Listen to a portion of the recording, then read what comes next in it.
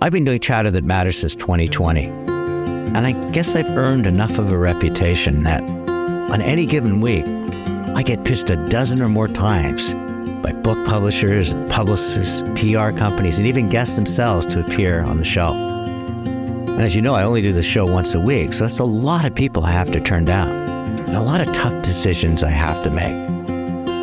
And my guest today, I almost dismissed immediately. But what made me give her a second look is, first of all, the pitch came from Praxis, a PR company that I admire. And I went beyond her business, which is weight loss. And for some reason, it just created a stigma with me to really get behind the individual. And what I learned through research is a story about an extraordinary woman. And I've always been a very gut instinct girl.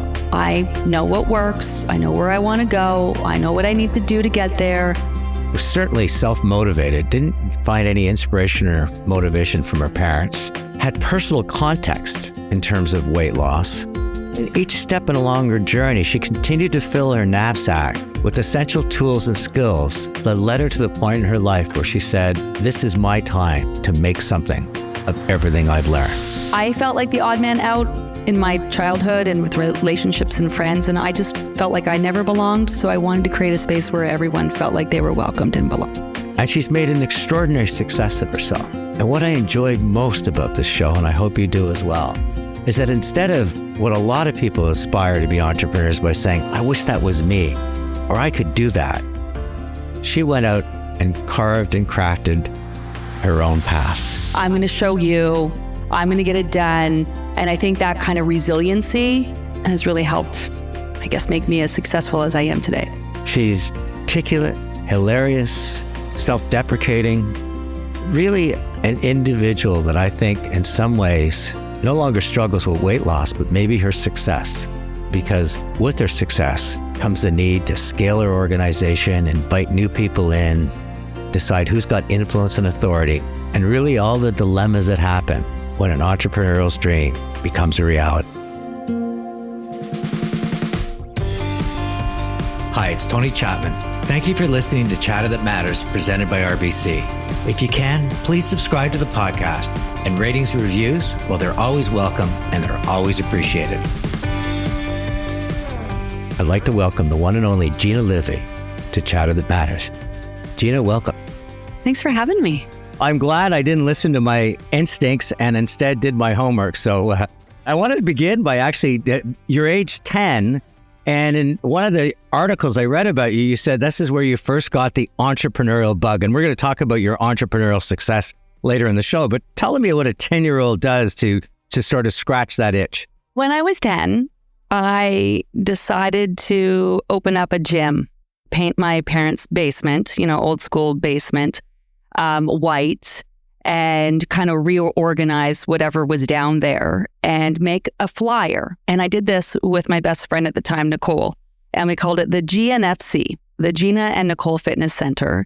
And I had this idea that I was going to help the kids in my class lose weight. But at the time, now looking back, there wasn't a lot of overweight kids in my class. And the one girl in my class who was overweight signed up. I charged $1 and she came to my house and we did a little workout. I knew nothing about working out. Looking back, I'm like, what was I thinking? Interestingly enough, my best friend who did that with me, she is now a doctor. A lot of times, kids have this idea or this spark of creativity and it's suffocated. Were you encouraged to do this, or did you just grab a can of paint and decide to make it happen?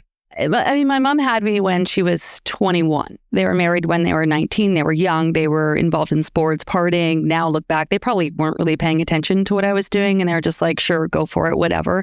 They weren't really nurturing of my entrepreneurial spirit. My dad had said my entire life, when you're 18, you're out of the house. So figure it out, get a job. I learned quite quickly if I wanted things, I needed to buy them for myself. And once I started working, I really loved working and making money. And if you talk to my mom now, she's like, you were always working. And she's like, I don't know where you got that from. Even when I went to university, which I followed a boyfriend at the time, I didn't really have any idea to go to university. It wasn't something that was talked about in my family. And I applied to get in, and I got in. And I remember going to my mom and saying, I need to borrow $200 for residence. I have to put a down payment on residence. I don't have the money. Can I borrow it? She's like, what? For what? Why would you do that? Why would you go to university? I remember the day came for me to go to university, and I had my bags packed on the front lawn, and I've been talking to my parents, and they just weren't listening. And they're like, where are you going? I'm like, I'm going to university. And they're like, well, how are you getting there? I'm like, my boyfriend's parents are going to come pick me up, and I'm going to go. And they're like, what? Well, no, we're going to drive you. And so they drove me. And I remember it was Laurier. When did you do this? How did you do this? And I just been doing this ever since. I just have an idea. I'm motivated. I just figure out how to do it, and away I go. You wouldn't call them the motivators of your life. Let's put it that way. No, like I have a sister. She was like a police officer. She ran a more traditional route. My parents were so concerned about me always. I think they just thought I was like flippant, fly by the seat of my pants. We're not really sure what I was going to do with my life. I just ran into my dad, and I hadn't seen him in a while, and he had never met my husband. There's a whole story there I'm not going to go into, but my dad said to my husband, people ask me if I'm proud of my daughter, and I'm like, of course not. Why would I be? Like, she just does what she does. Like, she says she's going to do something, and she does it. That's what I expect of her. My dad was the kind of person who I remember once I came second in something. And I said, I won second place. And he said, you didn't win. You lost. You didn't win. And that has really stuck with me. I'm now coming to realize that their way of not motivating me was very motivating for me. It's interesting that someone that did motivate you that I heard about was this aerobics instructor at YMCA. A couple of times you've cited that moment in life as a big change moment. What happened? The YMCA was a place to hang out when I was younger. I walked by this room, and I remember seeing her. She had short hair, she had leg warmers on, and she was screaming at people, yelling at them. I mean, like almost like in a not nice way, but also strangely motivating way. And people were running around this circle in this gym, and she was pumping her arms up and down. And I was like, what is that? And I stopped and I watched her, and I just was like, this is fun. I want to do this. Like I want to yell at people, but in a super motivating kind of way. And people look so happy, even though she was screaming at them and getting down and on the floor and pointing at people and up in people's faces. And I'll never forget that moment. I was like, wow. And so I signed up and would take her classes. Man, she was so hardcore. I remember leaving her class sometimes and just feeling like I was going to vomit, but it was like, that was the best. And I became a personal trainer, an aerobic instructor, and started teaching classes. You could legitimize your dollar fee now that you had a little bit of currency. Exactly. It's a funny thing about that. I'd forgotten that I had done that until many years later in my life, and my life had fallen apart. My ex-husband at the time had gotten sick. I had a health and wellness business, a TV show, and he'd gotten very ill, almost died. And I lost everything and had to close my business, got behind in my rent. Was trying to figure out what I was going to do in my life. And my mom brought me this box of photo albums, old school photo albums in the day. And I opened one of them and I saw the flyer for the GNFC, the Gina Nicole Fitness Center. And I was like, So the thing that I've been doing all along that I thought was my side gig, because I got into working in television and that was going to be how I was going to become successful. And so I'd always been teaching classes, personal training, helping people lose weight. And I was like, this thing that I thought was my side gig has been my passion all along. That was a real defining moment in my life where I'm like, this is what I'm going to do. I'm going to do this. This brings me joy. This brings me happiness. So to my listeners, I'm going to give you a warning right now. Stay with this show, but we're going to bounce a bit like a pinball because I think that's who Gina is. So now I'm going to take you back to university because you go off and chase your boyfriend to Laurier, but I hear that you put on 100 pounds in university. I did. One of the ways I funded my way through university was working at a gym and teaching classes. I was teaching classes in the residence. I was teaching classes at this club called Waterloo Women's Club back in the day, hardcore aerobics classes. I was teaching 2-3 aerobics classes a day. I was working full time in the morning from 7 a.m. to 3, going to school in the afternoon, pulling all-nighters. When I started university, I did not have a weight issue. And one night, I was waiting for my friends after the bar, and this drunk guy walked by me and for whatever reason looked at me, and I was standing beside a tree and he laughed and he's pointed at me. He's like, look at that girl's legs. Her legs are as big as the tree trunk. And I remember thinking, oh yeah, I was fat, but fit, I would say. Kind of like stocky, like a football player. I even played on the Powder Puff football team at university. And I remember thinking there's something wrong with me. And I started talking to some of my friends and they're like, yeah, you work out a lot. You should be super skinny. I made an appointment with my doctor. I gained all this weight. I don't know what's going on. And he's like, well, you probably are eating too much. And I was like, I know how to count calories. My job is to help other people lose weight. And at the time, I would walk to work for 7, stop at the coffee shop, get a muffin or a scone. Okay, not the best choice, and a coffee, but then I would not eat all day long. I would come home, maybe have a salad because I was on a diet. That can't be it. I'm hardly eating anything, hardly like eating any calories, 500-600 calories a day. That's it. And he's like, well, maybe you need to work out more. And I was like, how much more do I need to work out? Like, I know what I'm doing here. He said, well, you must be big boned. And I was like, okay, what's going on here? Why is everything that I was taught not working for me? When I was done university and I moved to the city, I moved to Toronto and I got a job working at a gym and I was young. And so I was also working at a bar and I met my ex-husband and he was a chef. And I remember one time he came to my apartment and he opened up the fridge and he's like, where's your food? I'm like, I don't have any. I'm on a diet. And he's like, you work out more than anyone I know. Like, how's that working for you? And I'm like, I know, right? And so the more I ate, the more I lost weight. So I started really looking into how the body processes and digests foods, what was happening with stress and sleep. And this was before the internet. Within 8 months, I'd lost 100 pounds. And within the year, I'd lost pretty much all my weight. And did I have it figured out? I don't know that I had it figured out, but I figured some things out.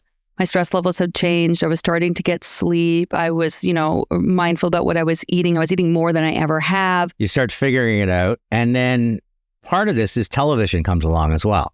So while I taught classes at university, we used to travel to the city, to Toronto, to take classes at this like really popular club where all the who's who of Whoville went. I found my way into getting a job there. And Anne Romer, who you might remember, she used to be the host of this morning show, this big morning show called Breakfast Television. And she used to teach classes at the gym that I worked at. And so I got to know her. And then one day out of the blue, she called me and she said, hey, we need someone to fill a spot on the show this morning doing something fitnessy.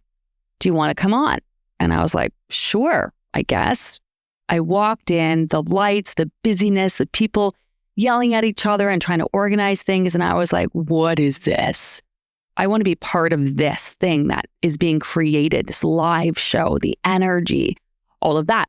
A few months later, there was an opportunity to be a volunteer. The interview lasted an hour. I didn't get the job. And I was like a bit disappointed. Then 2 days later, I got a call and saying, hey, the person we hired for the job bailed and you were next on our choice. Do you want this job? And so I was like, I'm there. Long story short, it's serious. Like, it's a full-time volunteer position and you don't get days off. You don't get holidays. If you miss a day, you're out. That's it. And I volunteered for a year every morning, 5 till 12. Then I would do my other job. I would go to the gym and work 1 till 9. And I just learned everything I could about television. And I started as a volunteer running scripts in the news run. And then I was the coffee girl who was like sat at the little coffee table at the breakfast morning show. And then I became a floor director, kind of wearing a headset and telling people where to go. And then I became the fill-in person for the Live Eye. Then from there, opportunities come up for me to host my own show that I got and then moved from Toronto into Barrie and whatnot. So what's really interesting to me is how these two tracks now come together, because you have this idea of creating a weight loss program that's less about fad and looking fabulous and much more your whole body. And we're going to talk about it. But at the same time, you have to be engaging and entertaining and you have to project it because there's just a lot of people chasing eyeballs out there. So tell me how those two came together. So I moved to Barrie. So I moved from Toronto. I left the morning show to host my own show. And then one day I walked in and they're like, you're going to be the new sportscaster. Okay. Like, I wasn't into sports. Who gave me that job? I don't know why. I did it for a while and then I hated it. I quit. I was like, I don't want to do this anymore. And then I found out I was pregnant. Then I was like, oh shit, now I need a job. My husband at the time decided to pitch our own show to a local television station in Aurora, Ontario. The manager was like, sure, He cooked. I talked about fitness. For 10 years, I produced and hosted my own show. And I was like, I love television, but if I'm going to be on TV, I want to talk about what I love. I stopped doing that. My husband got sick. Then I had to figure out things on my own. And fast forward many years later I was helping people lose weight one-on-one, running a very successful business. And I wanted to scale. I wanted to help more people. So I came up with an idea to host groups on Facebook. At the time, they had a new feature called Live. I just sat there all day, kind of like how I'm talking to you now, and people would talk about their weight loss questions, and I was able to talk about what I love. Now, the programs that I run 3 programs a year, in the fall, in the winter, and the spring, and I get to talk every day to thousands of people. We come back, Gina and I talk about the entrepreneurial dilemma. That point in life where you start realizing what you've built has got success and momentum, and you need to invite others in. And with that, you have to decide who's got influence, who's got authority, and who can you trust. Hi, it's Tony Chapman, host of the podcast Chatter That Matters. And I'm here to give a big shout out to a long-standing partner of RBC, Women of Influence Plus. This is an organization that isn't here to change the narrative. It is here to rewrite it, to create a more inclusive tomorrow. And one of their biggest initiatives is the RBC Canadian Women Entrepreneur Awards. For over 3 decades, they've recognized and celebrated the strides of Canada's most accomplished, influential, and impactful women. It is the leading women's awards program in the nation, working to elevate their important contributions from economic growth to social change across sectors, across industries, and across Canada. Women of Influence Plus and the RBC Canadian Women Entrepreneur Awards, well, that matters to you, to me, and to RBC. If you have been trying to lose weight for over 20 years, you haven't failed. Straight up, the diet industry has failed you. The diet industry is not designed for sustainable weight loss. It's designed to lose your weight, and they hope that you keep coming back time and time again. Our hope for you is that you lose your weight in a way that you truly are able to move on. Joining me today is Gina Livy. She's an extraordinary female entrepreneur. She's created the Libby Method. She has a community of thousands of people around the world. And instead of 5 steps to this or that, I think what she really focuses on is the human being, how we think, how we feel, and how we act. So let's talk about the Libby Method, because you've been recognized as one of Canada's most powerful women entrepreneurs. Very often when people are talking about it, or you've talked about it, the word community sort of roars through it. So as opposed to what I think is an individual and a personal struggle with weight loss, you're saying we're much stronger together? The community that I've been able to facilitate, and I say not create, but facilitate, is probably the thing I am most proud of. This goes back to my TV roots. I'm going to take you on a bit of a story here, but I had a friend who reached out to me, someone who I worked with on that morning show, Breakfast Television. He was now working for a different television company. And he's like, hey, I see what you're doing. We want to chat. We want to make you the Tony Robbins of the weight loss industry. We want to do a big infomercial with you. We want to sell your program. We have television stations all over the world. We want to put you out there and sell this, and we are going to make a lot of money. Okay. Well, I've never really been motivated by money. I love the idea of getting out there, but I knew I had something special. I knew that I had a program that really helped people, but I also knew they would have questions about it. And I was like, this is my one shot. I want to do it right. And so I walked away from that meeting and I came home and I went to bed. In the middle of the night, I was like, okay, well, if I create a Facebook group, people can all come together and then they have questions they can ask me. My first program I did for free. So I was like, whoever wants to lose weight, I had 484 people sign up. And then when I was done, I was like, okay, there you go. I taught you how to lose weight. And they were like, we want to do it again. And then I started my paid program. So you had to pay to get in. I charged $60 for 91 days. The same thing with different people. Everyone was just trying really hard to wake up every day, make choices that fall in line with their goals, try to lose this weight. They've been trying to lose weight forever and do it while life was smacking them in the face. But what was really important to me was to create a safe space for people. And I used to say positive safe space. I don't say positive anymore because it's not a place where it's like you have to be happy and everything is wonderful. It's more of a safe place for people to ask questions. There's no such thing as a silly question, to feel like they're part of something. So the community kind of created itself by those people who were vulnerable enough to share and ask questions. And then I think I showed up every day at 9 a.m., shown up through my son being in the hospital for a whole month. I would go live from Sick Kids Hospital downtown Toronto. A year and a half ago, my kid's dad passed away. And so I showed up through trying to navigate that. I have a kid right now in rehab and she's had mental health issues and I've navigated my way through that. I've cried a lot. I've laughed a lot and I've shared probably way too much with our community. But in doing that, it made people feel vulnerable enough to share their stories. Very early on, someone said to me, you can't, that's not sustainable. You're not going to be able to do that. And I realize sometimes when people say mean things, they're just having a hard time in their life. And weight loss is very personal. So sometimes the way people express themselves, so I've gotten softer. In the beginning, I would just kick people out. If you're an asshole, you're out. And now I give people an opportunity. I'm like, hey, there's a nice way to say anything. I really am here for you. And, if you want to be part of this, you got to play nice.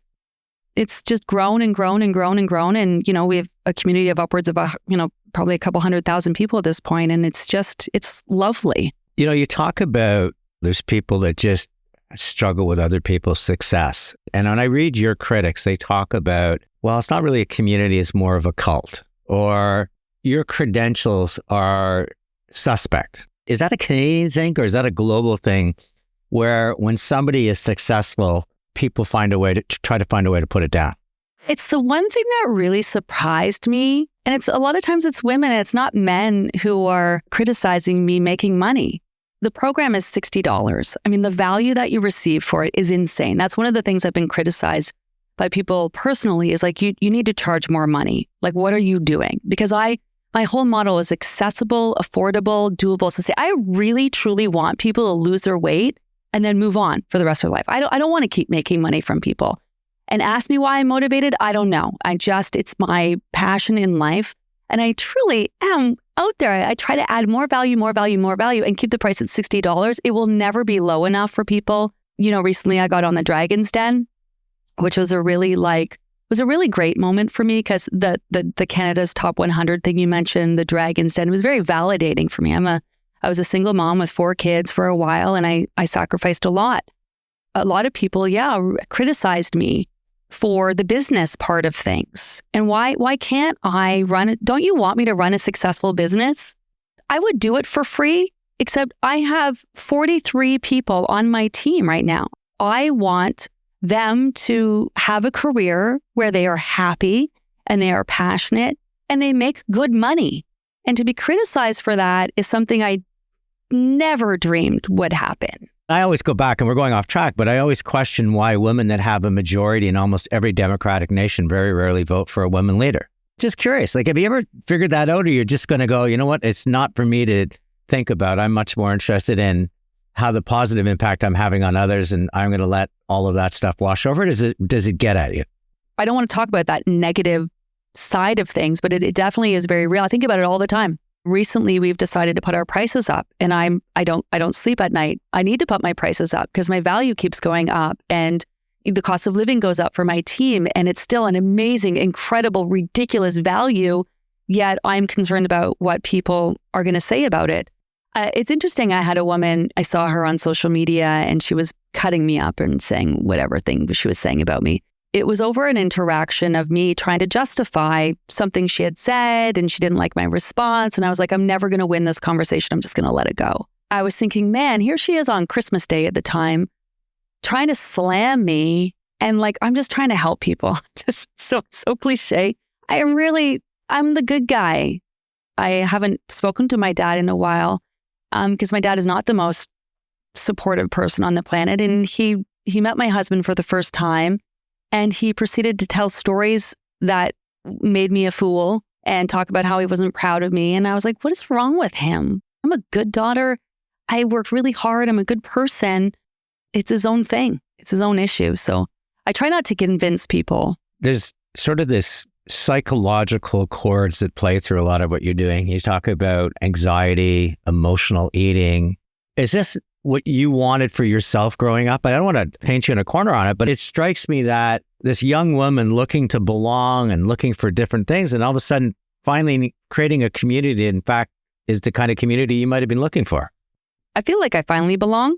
I found my people. Someone had said to me, and this is when I was doing social media and a few years back, can I ask you a question? And I said, yes. And this person was quite successful. They run their own kind of business and they're in the public eye.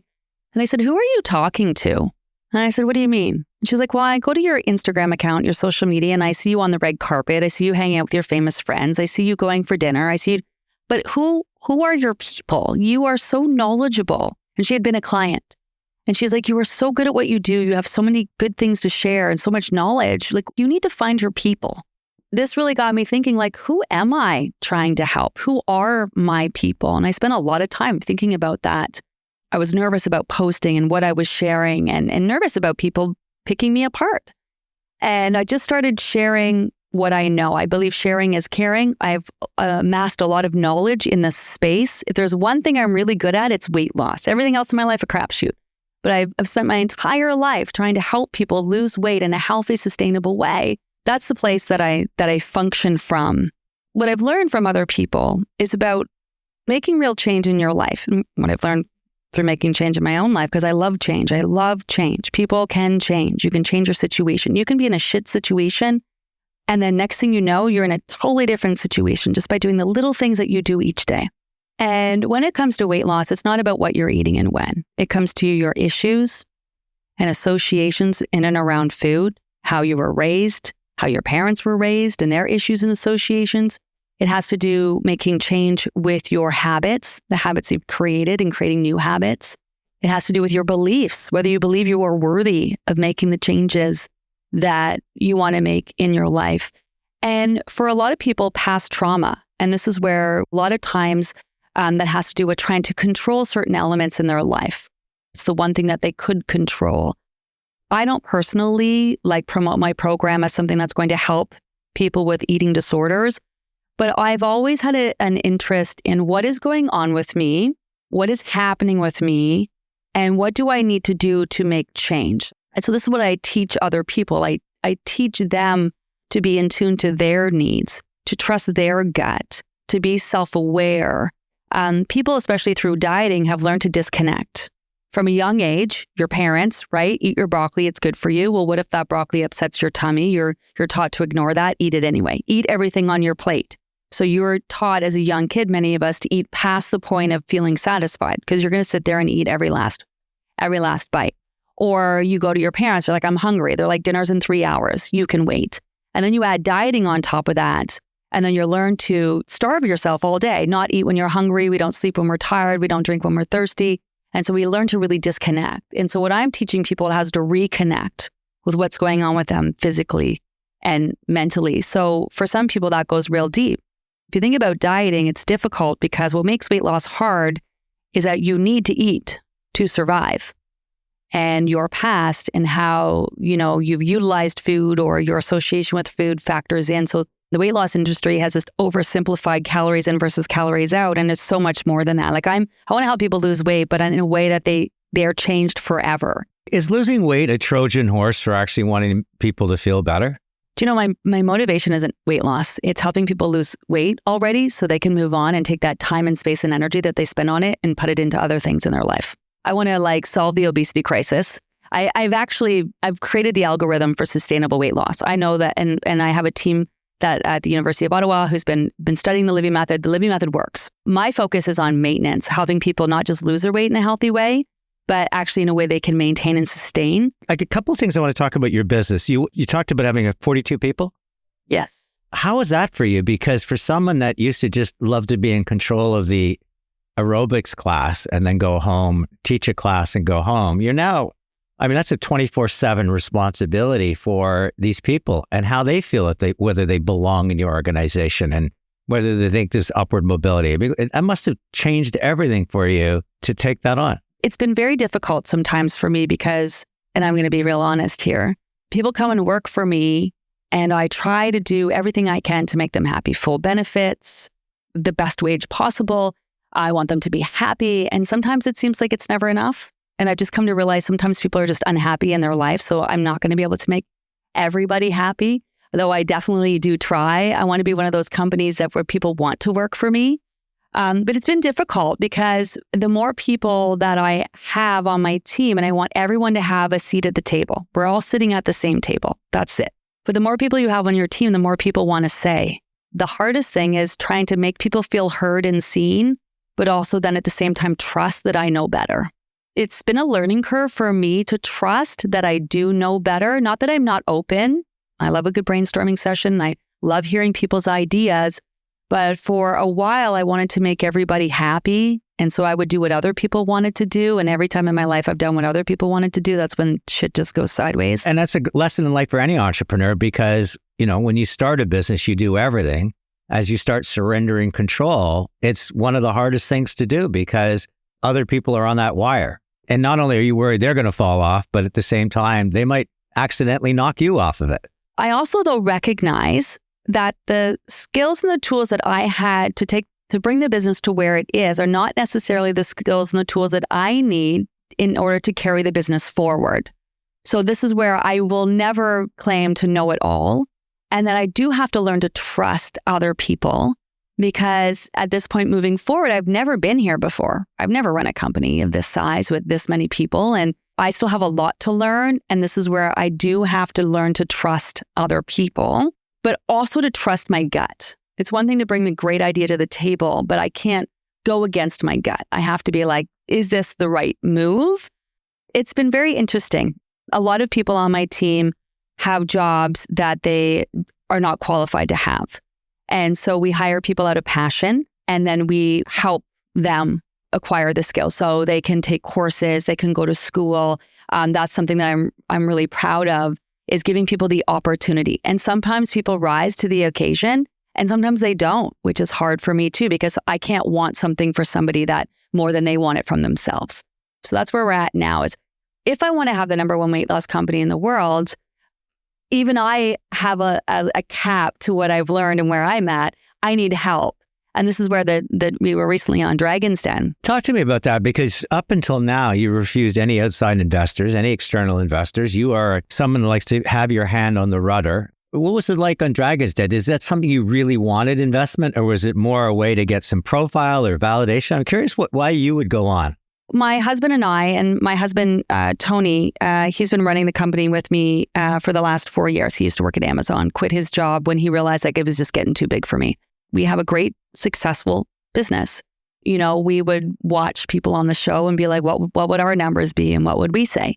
They had someone drop out and someone said, hey, do you want to be on Dragon's Den? We had 2 weeks to pull everything together that we needed to. And, should we go on? What are people going to think? And I'm like, let's just not worry about that. This is for you and I. This is like something fun for us to do. It's a great opportunity.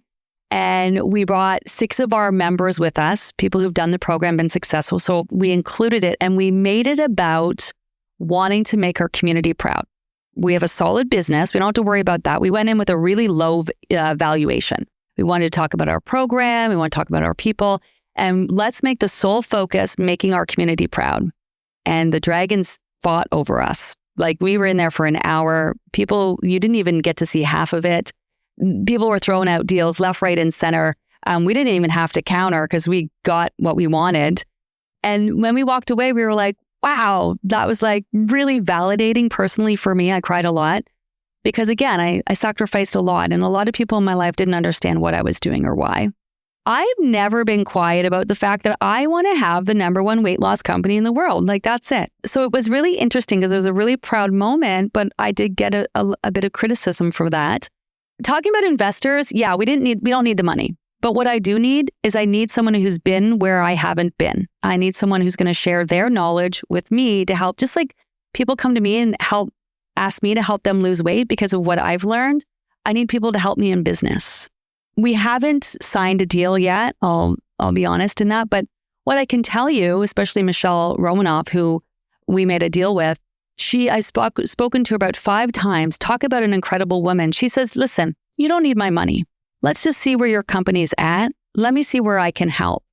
And so she has given me so much of her time for free behind the scenes because she cares about women in business. First of all, I am a champion of people that dream big and do. And I love the fact that you want to be the number one company in the world.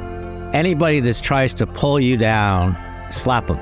And any investor that thinks that they're the ones that are going to get you to where you want to go, slap them as well, because you're the one that's got to carry this torch. But my 3 takeaways is, the first part of your life I framed as, what is this? I want to be part of this. I want to do this. And this is where you saw the aerobics instructor, and you went to the TV station, and you were fascinated by how you wanted to insert yourself in that role of authority or power. And then you shifted to, I will make this. I will be this. You finally had your knapsack as full as it could be and say, no, it's my turn to do it. And then the last thing is, which to me will define how far you go in life, your ability to make tough decisions, because there must be people you've kept on staff far longer than they should have been with you, because you wanted to make them happy and you wanted to make it perfect and you don't like criticism.